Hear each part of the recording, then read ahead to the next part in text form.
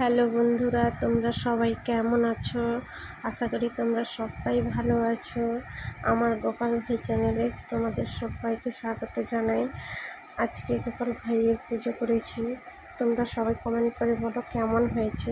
যদি ভালো হয়ে থাকে প্লিজ সাবস্ক্রাইব, শেয়ার এবং একটা লাইক করে দিও। আর সবাই ভালোবেসে বলো রাধে রাধে।